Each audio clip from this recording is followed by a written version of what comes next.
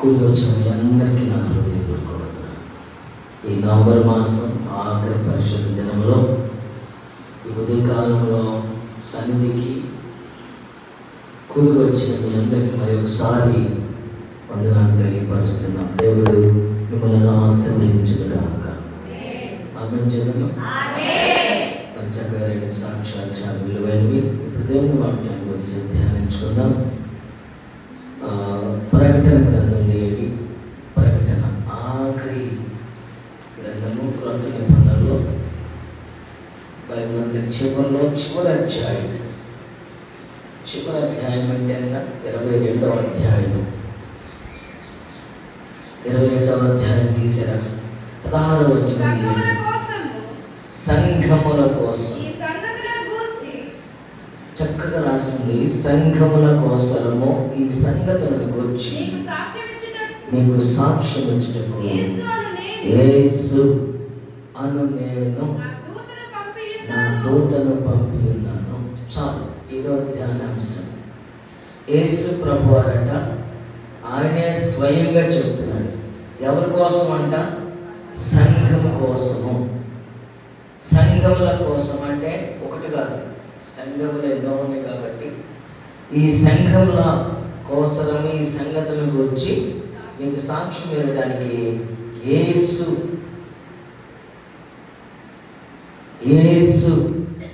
అను నేను దూతను పంపిస్తున్నాను. దేవునికి స్తోత్రం. సంఘాన్ని చూడండి ఎంత ప్రేమిస్తున్నాడో దేవుడు. ఈ రోజున పోయిన ఆదివారము ఇంతే ఉంది. ఎలా ఉంది వాతావరణం?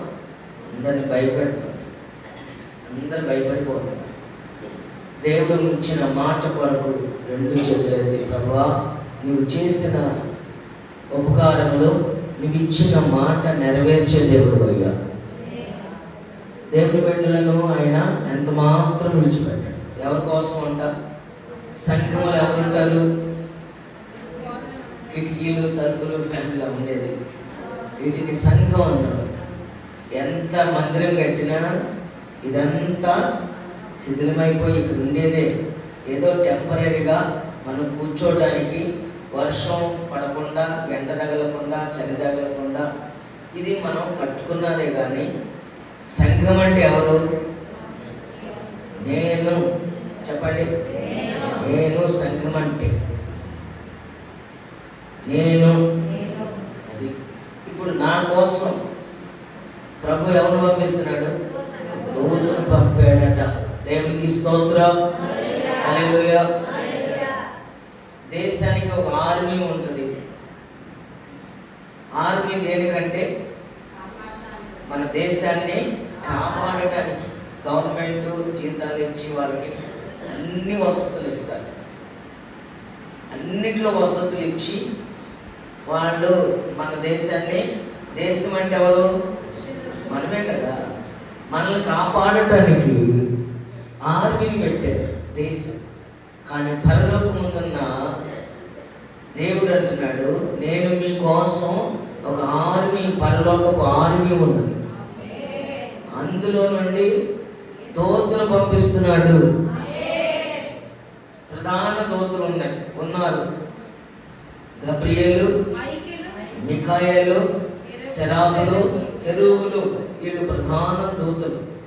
వీళ్ళు మెయిన్ అన్నమాట.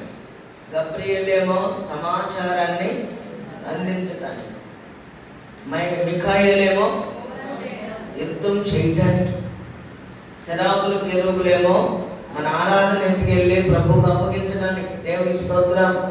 దేవదూతుల పనిని, దేవుని మాటను వేడకుండా చేస్తున్నాయి. దేవదూతలు మనము ఒకటేనంట. అసలు వాళ్ళకు లేని పరిచయం కూడా, దేవదూతలకు లేని ఘనతను కూడా మనకు దేవుడు ఇచ్చాడు. ఒకరోజు యోహాను గారు ఈ సంగతులు వినినవాడు, కనినవాడు దేవదూత చూపిస్తుంటే ఆ దేవదూతకు నమస్కారం చేయబోతుంటే అప్పుడు ఆ దేవదూత అంటున్నారు, వద్దు సుమి. ఏమంటున్నారు? వద్దు బ్రో. ఇప్పుడు బ్రో వచ్చింది కానీ ఇప్పుడు ఏందో బ్రో, అప్పుడే ఉంది సుమి అంటే అదే. వద్దు సుమి ఉందా లేదా? 8వ వచనంలో ఉంది. వద్దు సుమి, నేను నీతోను సోదరులతోనూ ఈ గ్రంథమందున్న వాక్యములు గైకొని వారితోనూ. చూసారా, ఇందులో చదువు చెప్పాడా? ఏమా పట్టాలను పొందుకోవాలా?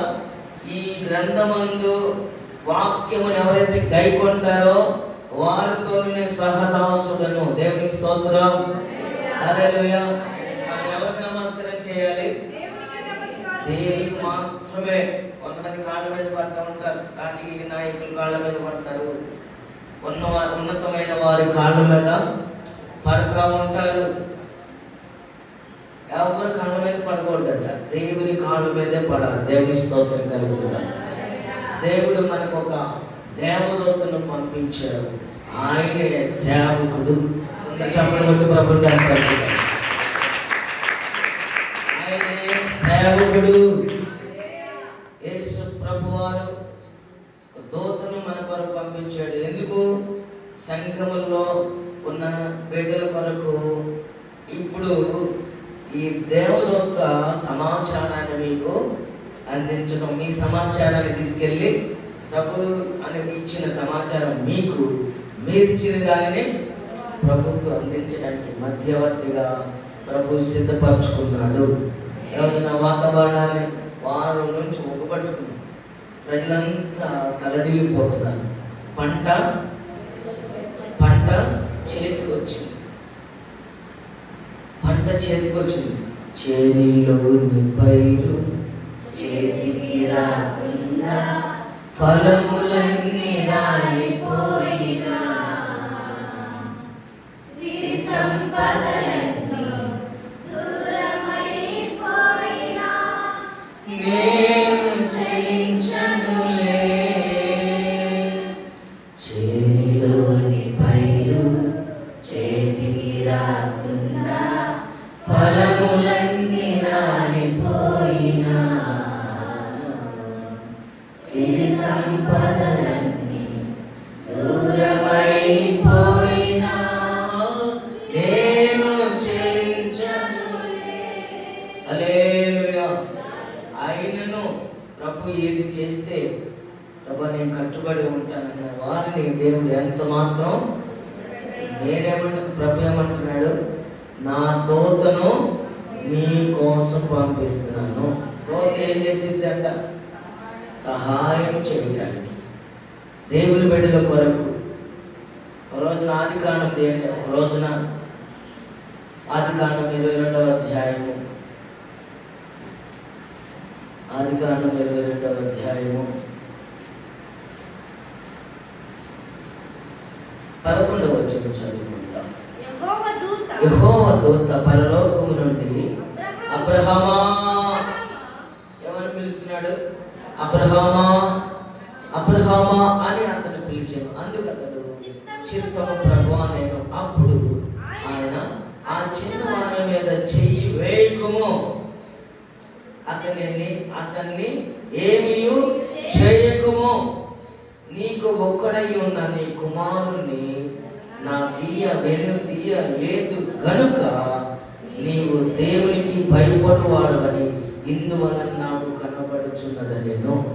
దేవునికి స్తోత్రం, హల్లెలూయా. దేవదూత దేనికట? కాపాడట.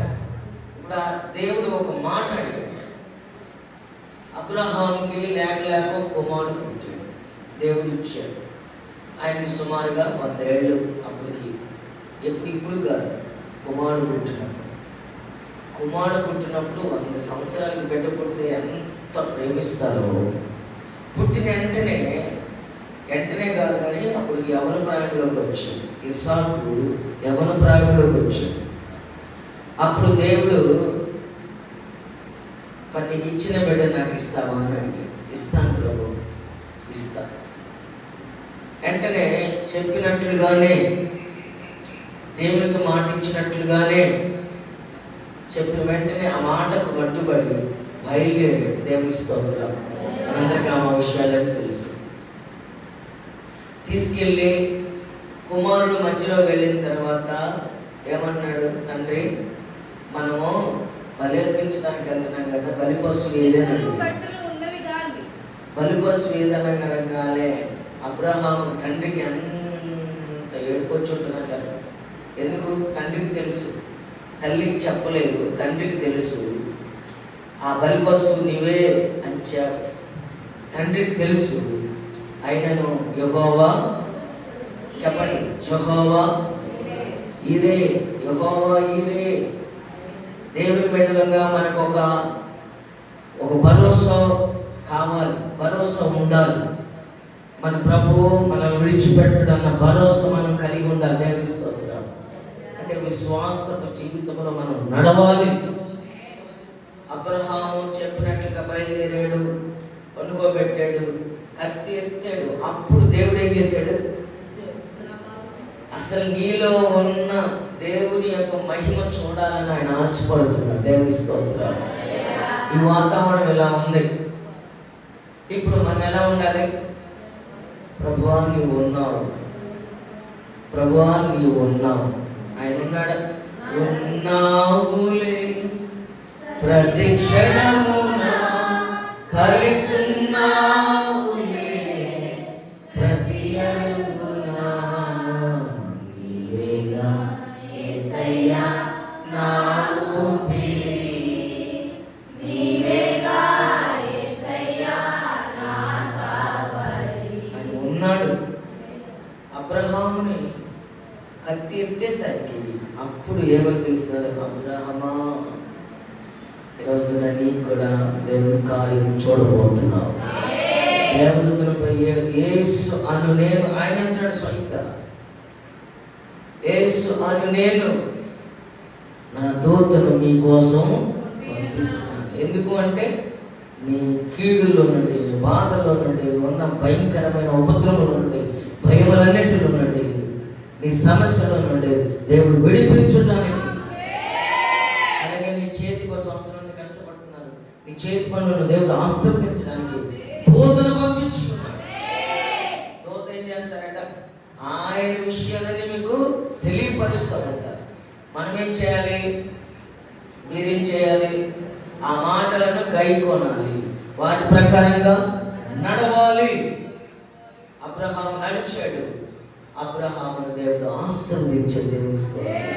హల్లెలూయా, హల్లెలూయా. ఇంకో హామె యాకోబు సంగతి కూడా ఒక మాట తెలుసుకుందాం. 31వ అధ్యాయము 31 11వ వచ్చిన చదువుకుందాం. 11వ. ఆ స్వప్నమందు దేవుని దూత యాకోబు అని నన్ను పిలవగా చిత్తము ప్రభువా అని చెప్పి, అప్పుడు ఆయన నీ కన్నులెత్తి చూడు, గొర్రెలను దాడుచున్న పొట్టేళ్ళన్నీ చాలైనను పొడలైనను మచ్చలైనను గలవి, ఎలైనగా లాభాన నీకు చేయుచున్న యావత్తును నేను చూశాను. దేవుని స్తోత్రం. లాభాను సొంత మేనమామ, తర్వాత పిల్లనిచ్చిన మామ. యాకోబును ఏ విధంగా హింస పెడుతున్నాడో దేవుడు చూశాడట. 10 మార్లు జీతం మార్చింది చూశాడట. అయితే దేవుడు ఏం చేశాడు? చూసి వదిలేసే దేవుడు కాదు మన దేవుడు. మన దేవుడు ఎవరు? అన్యాయాలను చూసి వదిలిపెట్టే దేవుడు కాదు. నీ కోసం దేవదూతను పంపించున్నాడు. నువ్వు ఏ సమస్య, యాకోబు లాంటి సమస్యలో ఉన్నావేమో, నీ సంపద అంతా పొలగొట్టుకుని వెళ్ళిపోతున్నారేమో, నీ కష్టాజీతం పరులు పోలైపోతుందేమో. దేవుడంట దేవతను పంపించున్నాడు నీ కోసం.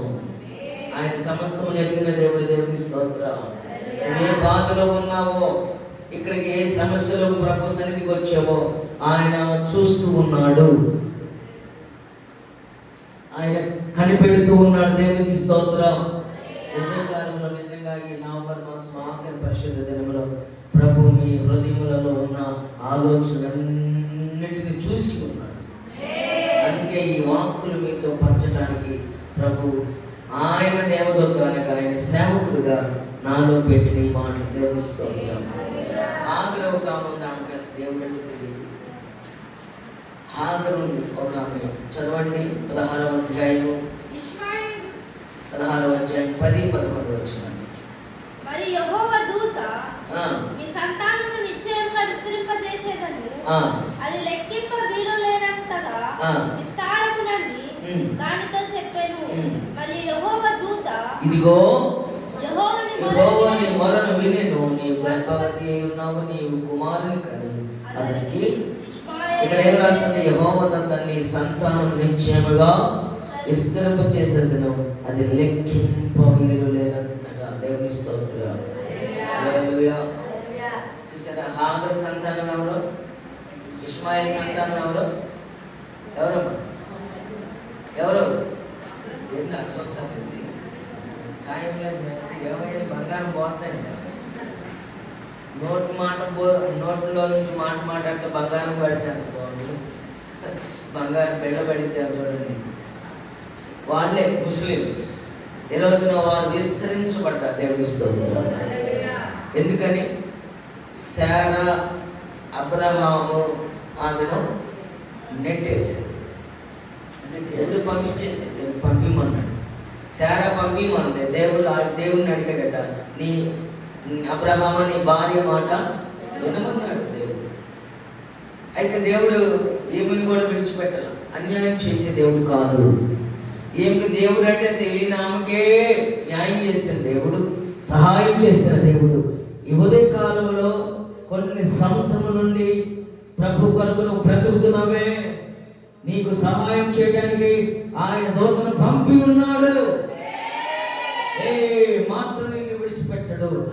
నీకు అన్యాయం జరగదు, నీకు నష్టం జరగదు, నీకు సమస్యలన్నింటిలో నుండి విడుదల చేసే దేవుడు. ఆయన పేరు నజరేయుడైన యేసు. నజరేయుడైన యేసు.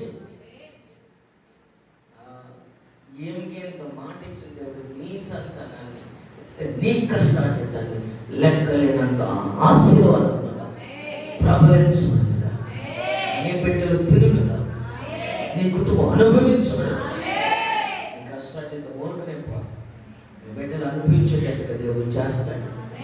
ఇప్పుడు నీతి మంతులు కష్టఫలం 1000 తరాల వరకు వద్దడం తింటారు. తరం అంటే ఎంత? 100. 1000 తరాలంటే 10,000 సంవత్సరాలు మీరు తినుగా. ఆమేన్. ఆదికాండము ఇక వాక్యంలోకి వచ్చాను. మీకు ఉపోద్ఘాతముగా 1-2 విషయాలు చూపించాను. ఇప్పుడు ఆదికాండము 48వ అధ్యాయం రండి. 48వ అధ్యాయంలోకి వస్తే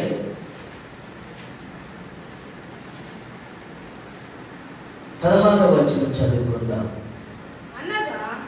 సమస్తమైన కీడుల నుండి నన్ను తప్పించిన దూత వచ్చి ఏం చేస్తారు? సమస్త కీడుల నుండి తప్పిస్తాడు. చెప్పండి.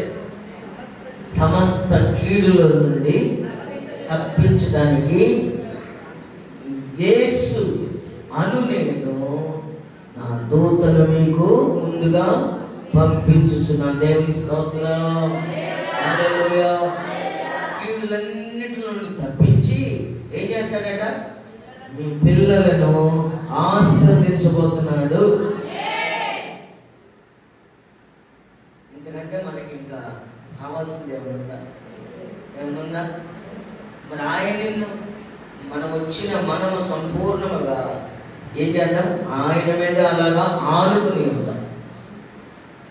వాతావరణం బాగోపోయినా ఆయన మీద ఆనుకుందాం. ఆయన ఏం చేస్తాడు? కీడు తలపెట్టేవాడు కాదు. నీకు కన్నీళ్లు తెప్పించే దేవుడు కాదు. నీ కన్నీళ్ళ నుండి ఏం తెప్పిస్తాడట? సంతోషం చూసేటట్టుగా నీ కళ్ళకు చూపిస్తాడట. ఏర్పరిచే దేవుడు. ఎకరాలు పొలాలు వేసి డబ్బులు లక్షలు చెప్పారు. ప్రతి రైతులకు, కౌలు రైతులకు దేవుడు సహాయం చేయగాక. వీళ్ళన్నింటి నుండి తప్పించి ఈ ప్రమాణం దేవుడితో మనం చేసిన ప్రమాణము, ఆయన మనతో చేసిన నిబంధన జరిగించబడునుగా. కొంతమంది జాతకాల దగ్గరికి వాళ్ళు ఏదైనా ఉంగరం వెళ్తే దాన్ని ఎంత జాగ్రత్త పెడతాం?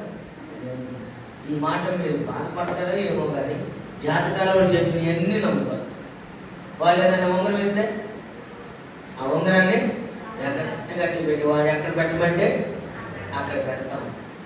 ఇప్పుడు ఈరోజు నీకు జాతకం కాదు, వాడు కూర్చు కొరకు జాతకం చెప్పాడు, మనం వెళ్ళాం, వాడు తప్పు లేదు, మనదే తప్పు. ఇప్పుడు ఇది జాతకం కాదు, ఇదేంటి నిద్ర. అంతేనా? నిద్రేనా? పొద్దున్నే నిద్రపోతున్నా. ఇది యథార్థత, ఇది ఉన్నట్టు జరగబోతుంది. మనం కానీ ఏందో మరి గొర్రె అంట కాసేవాడిని నమ్మదంట, మేపేవాడిని నమ్మదంట. ఎవరు నమ్మింది? కషాయి వాడిని నమ్మింది. ఆదివారం పొద్దున్నే చీకటితో వెళ్ళిపోయి వేసేవాడిని నమ్మింది. ఆడప్పుడు బలి వెళ్ళిందంట. దేవుని మాటలు నమ్మడం, జాతకాలు చెప్పే అయితే వాడు ఉంగరం ఇక్కడ జరిగిపోతుంది, ఆ సోది చెప్పేవాళ్ళు ఎన్నింటిని మనం వింటాం, వారు పొట్టలో పడేసుకుంటారు. ఆ మధ్య నసరాపేటలోనే జరిగింది. అత్త కోడలు ఇంట్లో ఉంటే ఒకడు వచ్చి 50,000 ఆడ కొడుకు అంటే 50,000 ఇంట్లో పెట్టేళ్ళాడు.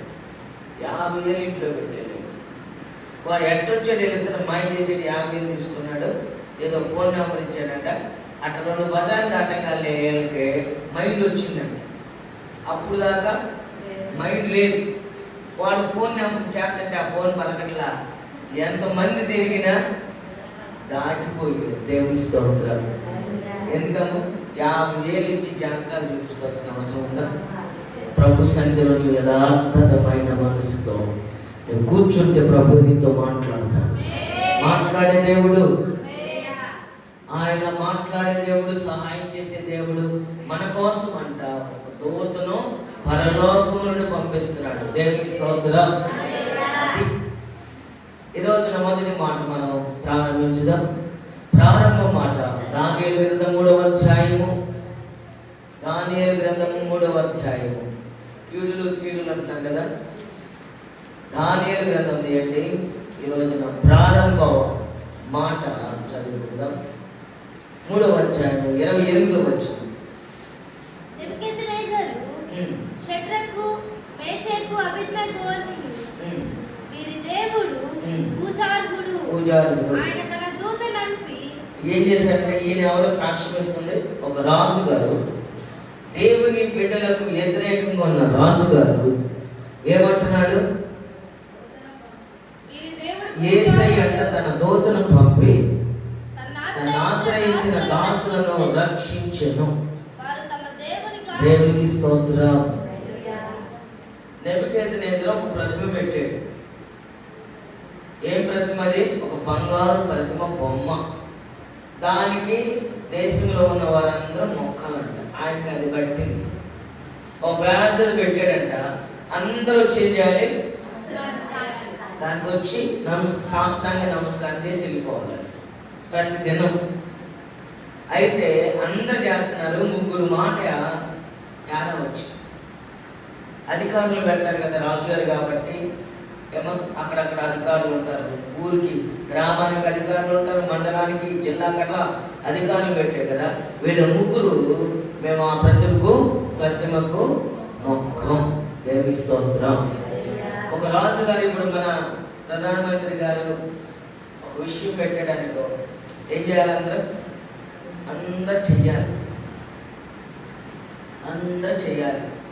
ప్రధానమంత్రి గారికి పెట్టింది అది సమంజసం కాదనుకో, దేవుని బిడ్డలకు రాబోతున్న దినాలలో దేవుని బిడ్డలకు ఒక శ్రమను రాబోతుంది త్వరలోనే. ఇప్పుడు ఏం పెడతాడంటే చాలా పెట్టాడు, మీకు తెలియదు. ఇప్పుడు ఉదాహరణకి మనందరం ఎవరము మామూలుగా పుట్టుకతో ఎస్సీలు అంటే ఏంది అర్థం? ఎస్సీలు అంటే దాంట్లో పెడతాం. ఏమని పెడతాం? హిందూ మాదిగా అట్లా పెడతాం. ఒరిజినల్గా ఇప్పుడు నేనున్నాను బీసీసీని అంటే క్రిస్టియన్ మాల అన్నాను. ఇప్పుడు ఏమంటున్నాడు? ఒరిజినల్గా ఉన్నవాళ్ళు మాత్రమే మందిరానికి వెళ్ళండి. మీరు ఈ ఎస్సీ అని పెట్టుకున్నారనుకో, వాళ్ళు వెళ్ళటానికి వీలేదు. ఒకవేళ మీరు వెళ్తే బీసీసీ అని పెట్టుకుంటే మీకు ఏమీ రాదు అని జీవో రాబోతుంది. వాళ్ళు మీరు మందిరానికి వాళ్ళే వెళ్ళాలి, మీరు వెళ్ళేటట్టయితే మీరు మార్చుకోండి, మీకేమి రావు. అప్పుడు ఎంతమంది ఉంటారు, ఎంతమంది పోతారో చూద్దాం. ఎవరు దాల్దే అప్పుడు. అర్థమైందో లేదో మీకు? అర్థమైన వారు ఒకసారి దేవుని స్తోత్రం చేద్దాము. ఇప్పుడు వరకు మనము ఎస్ఎల్గా ఉంటే దేవుని మందిరానికి వెళ్ళడానికి ఇల్లేదట. ఏం పెట్టుకోవాలి ఇప్పుడు? మనం బీసీసీ పెట్టుకోవాలి.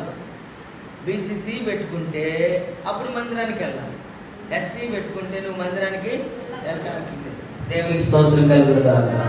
హల్లెలూయా. ఆ జీవులు రాబోతున్నాయి త్వరలో. అయినను ప్రభు మనల్ని పిలిచిన వాడు నమ్మదగిన దేవుడు. ఆయన ఆహారం ఇవ్వగలడు, వస్త్రములు ఇవ్వగలడు. ఇక్కడ కూడా నెబుకద్నెజర్ గారు ఒక జీవో పెట్టాడు. ఏం జీవో అది? బంగారు ప్రతిమను పెట్టి ప్రతిదినం దానికి నమస్కారం చేయాలి. కానీ ముగ్గురు వ్యక్తులు, షడ్రక్, మేషక్, అబేద్నెగోలను ముగ్గురు దానిని మేము నమస్కారం చేయము. దేవునికి స్తోత్రం. చేయమనగానే ఈ మాట రాజుగారి దగ్గరికి వెళ్ళి, అధికారుల ద్వారా రాజుగారి దగ్గరికి వెళ్తే రాజుగారు ఏమన్నారంటే, ఎవరైనాను ఈ ప్రతిమకు నమస్కారం చేయకపోతే వాళ్ళకి ఒక పనిష్మెంట్ ఉంది. ఏంటది? అగ్నిగుండం. మనకు కూడా ఒక పనిష్మెంట్ ఉంది. ఏంటది? ఏంటది? నమ్మి బాప్తిసం పొందకపోతే నమ్మిన వారికి శిక్ష ఉందా? నమ్మని వారికి ఒక శిక్ష ఉంది. దాన్ని ఎవరు పట్టించుకోలేదు. నోవా దినాలలో కూడా పట్టించుకోలేదు. సరిదాన్ని పెట్టండి. ఇక్కడ ముగ్గురు వ్యక్తులు మేము నమ్మనంటే మేము నమస్కారం చేయమంటే చేయమన్నారు. ఇది రాజుగారి దగ్గరికి వెళ్తే రాజుగారి కూడా మళ్ళీ అడిగాడట, అగ్నిగుణంలో ఎందుకు పడతారు? ఎందుకంటే వీళ్ళంట ఉద్యోగస్తులట. రాజుగారి దగ్గర మళ్ళీ ఉద్యోగస్తులట.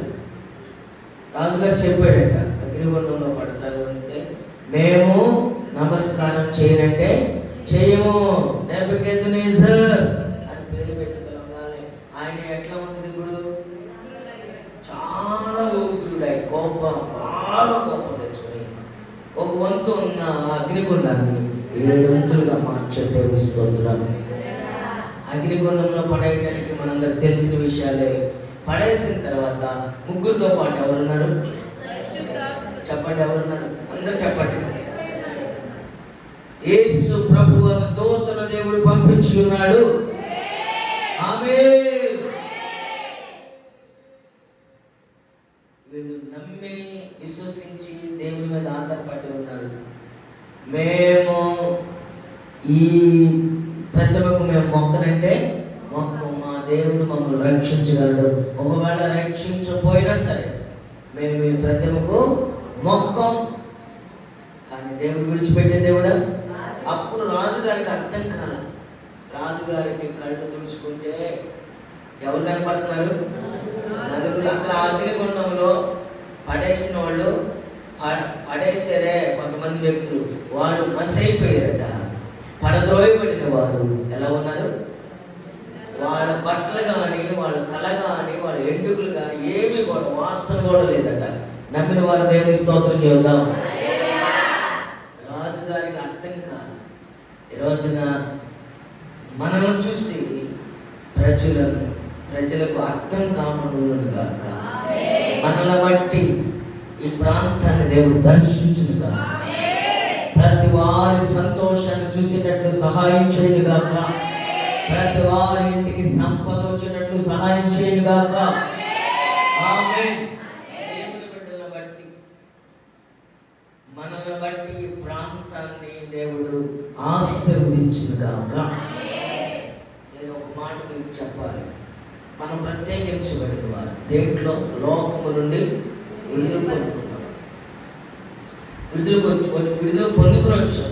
ఇంకా విడుదల పొందుకున్న వాళ్ళకు మన మధ్యలో లోకానికి మనకేముండాలి? మధ్యలో కందకం ఉండాలి. కందకం తప్పించుకోవాలి. ఇప్పుడు మనము లోకంలో ఉన్న వారికి మనకి తేడా లేదనుకో, తేడా లేకపోతే ఏమంటారంటే ఇక ఎన్నైనా వస్తాయి, మనం తేడా కనపడాలి. మనల్ని బట్టి మన కుటుంబ సభ్యులు ఆశీర్వదించబడాలి, మనల్ని బట్టి మన గ్రామ సభ్యులు ఆశీర్వదించబడాలి. అపోస్తుల కార్యంలో 12వ అధ్యాయము, అపోస్తుల కార్యంలో 12వ అధ్యాయం, 12వ అధ్యాయము 11వ వచనం, 12వ అధ్యాయము 11వ వచనం.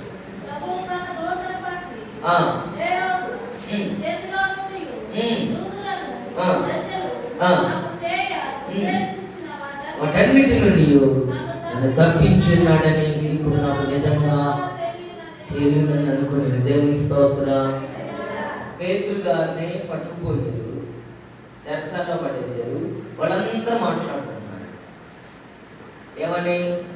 తెల్లారితే చెప్పండి, తెల్లారితే ఏమవుతుంది? విశ్వాసం ఇవి కూడా తెలియకపోతే కదా, కనీసం ఇవి కూడా తెలియకపోతే.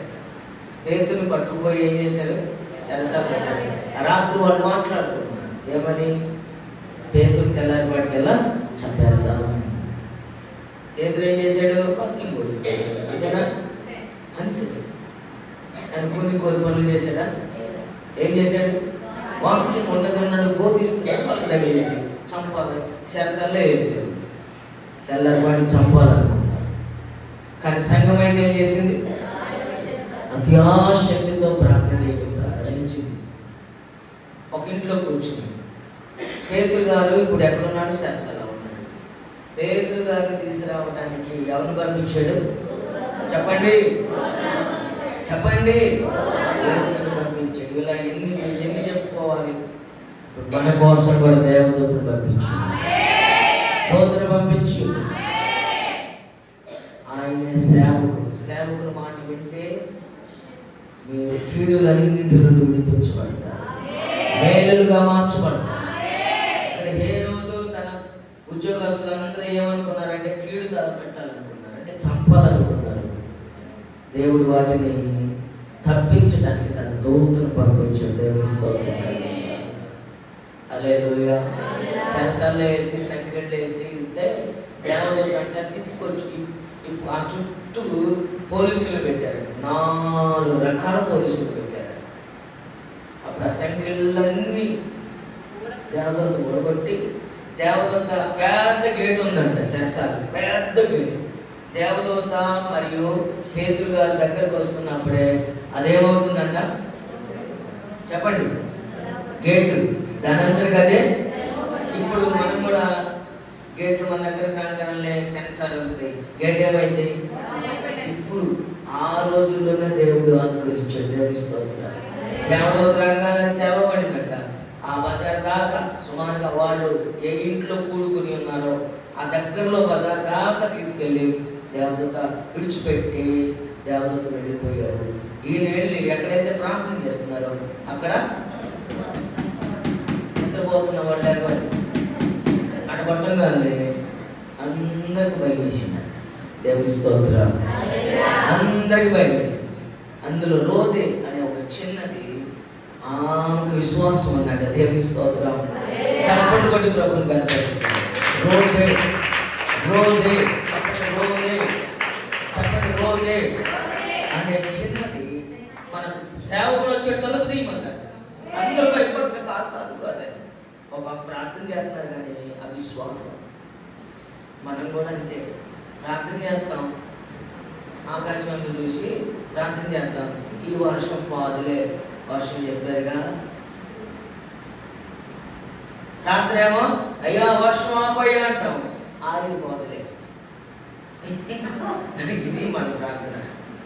వర్షం పాదులే, నువ్వేమని ప్రార్థన చేశావు ప్రభు దగ్గర?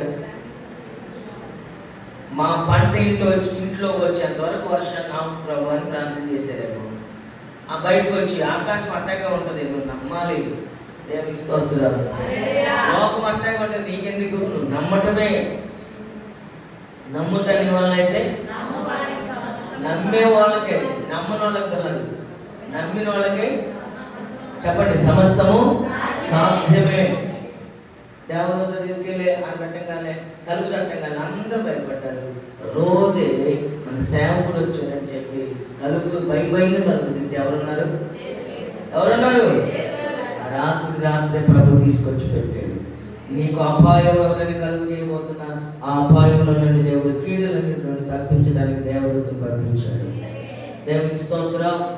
89వ కీర్తన 89వ కీర్తన 7వ వచనం చదువుకుందాం. 89వ కీర్తన 7వ వచనం. పరిశుద్ధ దూతల సభలో ఆయన మిక్కిలి భయంకరుడు, తన చుట్టూనున్న వారందరికంటే ఆయన పంపుతున్నాడు. దేవుని స్తోత్రం. పరిశుద్ధ దూతల సభలో ఆయన మిక్కిలి భీకరుడు. దేవుని స్తోత్రం. హల్లెలూయా. అంత భీకరుడిని మనం వదిలిపెట్టి ఏం చేస్తున్నామంటే ఆదికాండం చేయండి ఒకసారి. 24వ అధ్యాయము 40వ వచనం చదువుకుందాం.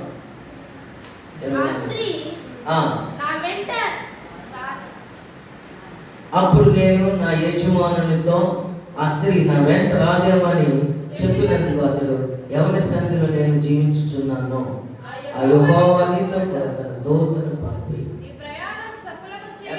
ప్రతి మాటలు ఏముంది? ఏముందమ్మా? ఏముంది? ఎందుకు చెప్పండి, అందరూ చెప్పండి. దూత. ఈయనెవరు? అబ్రహాము యొక్క పెద్ద దాసుడు ఎలియాజరు. అబ్రహాం కుమారుడికి ఏం కావాలి? ఇప్పుడు ఏం కావాలి? భార్య కావాలి. అబ్రహాం కుమారుడు పేరు ఇస్సాకు. ఎవరికి సాదృశ్యం తెలుసా? యేసు ప్రభు సాదృశ్యం. ఇస్సాకు ఎవరికి సాదృశ్యం?